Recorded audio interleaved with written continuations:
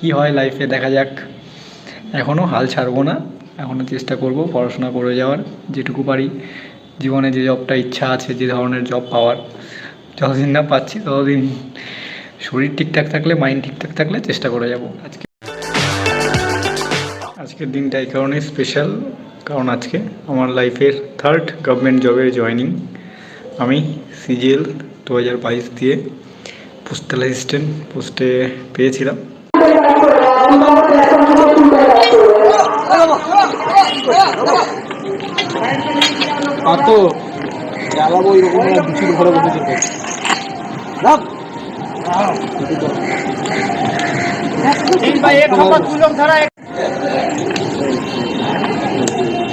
এই জার্নিটা শুরু হয়েছিল 2018 ফেব্রুয়ারি মাস নাগাদ, যখন প্রথম রেলওয়ে গ্রুপ ডির জন্য নোটিফিকেশান বের করে।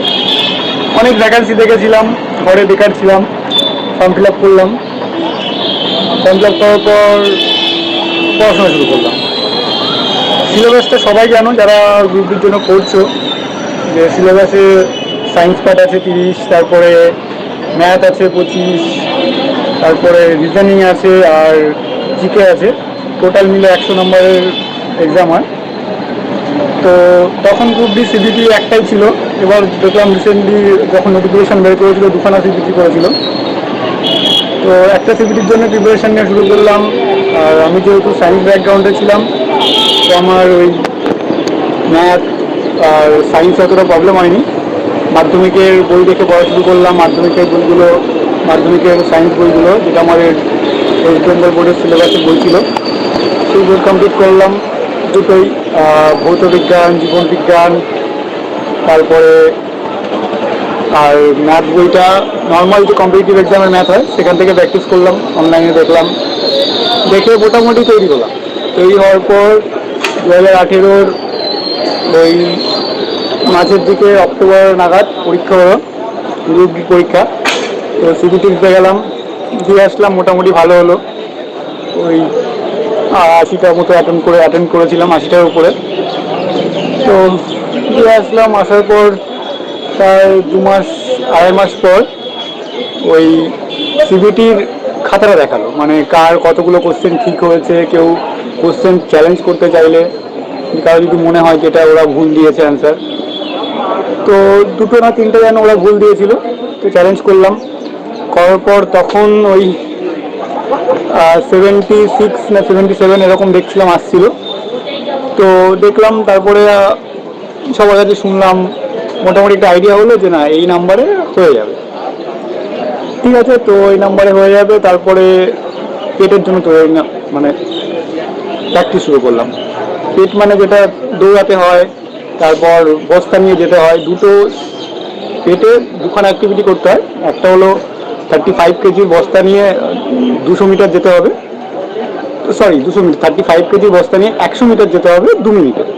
আর একটা হলো 1 কিলোমিটার যেতে হবে 4 মিনিট 15 সেকেন্ড টাইম থাকে। তো সিজিএল 2022 দিয়ে পোস্টাল অ্যাসিস্ট্যান্ট পোস্টে পেয়েছিলাম। তো এতদিন তোমাদের কাউকে জানানো হয়নি, ভেবেছিলাম আগে জয়েন করব, তারপরে জানাবো। তো আজকে জয়েনিং ডেট। সবথেকে অবাক করার মতো, আমার রেলওয়েতে জয়েন ছিল 11 ডিসেম্বর 2019-এ। আর এই পোস্টাল ডিপার্টমেন্টে আমি ফার্স্ট জয়েনিং ডেট পেয়েছিলাম 11 ডিসেম্বর 2023-এ। কিন্তু আমার রেজিগনেশনে লেট হচ্ছিল দেখে আমার ওই কদিনের মধ্যে রিলিজ পাইনি। আমার টেকনিক্যাল রেজিগনেশন হয়েছে, টেকনিক্যাল রেজিগনেশন নিয়ে পরে আরও ভিডিও করে আলোচনা করব। তো ওই কয়েকদিনের মধ্যে আমি রিলিজ পাইনি। রিলিজ পেতাম তাহলে একটা সেরা ব্যাপার হতো। এরকম কোইন্সিডেন্স খুব কম হয় যে দুটো ডিপার্টমেন্টে জয়েনিং একদম সেম ডেটে। রেলওয়ে লাইফ শেষ করে দিয়েছি, এরকম কাউকে আর জানানো হয়নি, কারণ এর আগেও ছেড়ে দেবো করে যাওয়া হয়নি। সেই জন্য এবার একটা শপথ নিয়েছিলাম যে আগে ফাইনালি রিলিজ পাবো, ওই ডিপার্টমেন্টে জয়েন করব, তারপরে পাবলিকালি সবাইকে জানাবো। তো সময় এসে পড়েছে, আজকে থেকে নতুন লাইফ। আজকে থেকে পোস্টাল ডিপার্টমেন্টে, ইন্ডিয়ান রেলওয়েজ, ইন্ডিয়ার লার্জেস্ট এমপ্লয়ার। তো সেখানে কাজ করার সুযোগ পেয়েছি, এত বড় একটা ডিপার্টমেন্টে। তারপরে ইন্ডিয়ান পোস্ট, তো ইন্ডিয়ান পোস্টও বিশাল বড় একটা ফ্যামিলি। এখানে আমাদের ব্যাচে অনেকেই জয়েন করেছে, সবার সঙ্গেই আগে থেকেই পরিচয় ছিল, মেডিকেল ডিপি টিভি সব নিয়ে। তো সেরকম কোনো অসুবিধা নেই এখানে। এটাই খারাপ লাগছে যে একা একা ট্রেনিং করতে হচ্ছে। ব্যাচের সবাই যখন একসঙ্গে ট্রেনিং করেছে খুব মজা করেছে, আনন্দ করেছে। পিএসসি ক্লার্কশিপে না যাওয়ার পেছনে এটাও একটা বড় কারণ ছিল। তো অনেকেই আমাকে জিজ্ঞেস করেছে কেন পিএসসি ক্লার্কশিপে যাইনি। কারণ আমি পিএসসি ক্লার্কশিপে যখন জয়েন করতে যাব তখনই আমার এই সিজিএলের রেজাল্ট দেয়। তো অনেক ভাবনার বিষয় ছিল, অনেক দিন ভেবেছি যে কী করব। ওয়েট করেছিলাম যে আমার নিজের ডিস্ট্রিক্টে যদি হয় তাহলে ভাববো, যদি বাইরের স্টেটে দিত তাহলে হয়তো যাওয়া হতো না, জানি না কী হতো। তো ওটাই ওয়েট করছিলাম যে কোথায় দেয়। প্রথমে দেখলাম ওয়েস্ট বেঙ্গল সার্কেল, খুশি হলাম। তারপরে যখন দেখলাম যে নিজের ডিস্ট্রিক্টে পেয়েছি আরও খুশি হয়েছিলাম।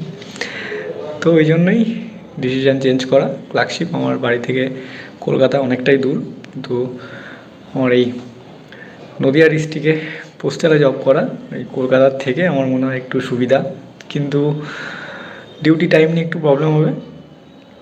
ক্লার্কশিপের জবে একটু আরাম ছিল। যাই হোক, পরে আরও এক্সপ্লেন করবো কেন আমি চুজ করলাম আপাতত এই জবটাই। আর কোনো এক্সামে আপাতত পাস করা নেই। এবার ফিউচারে কি হয় লাইফে দেখা যাক। এখনও হাল ছাড়বো না, এখনও চেষ্টা করব পড়াশোনা করে যাওয়ার, যেটুকু পারি জীবনে যে জবটা ইচ্ছা আছে, যে ধরনের জব পাওয়ার। যতদিন না পাচ্ছি ততদিন শরীর ঠিকঠাক থাকলে, মাইন্ড ঠিকঠাক থাকলে চেষ্টা করে যাব। আজকে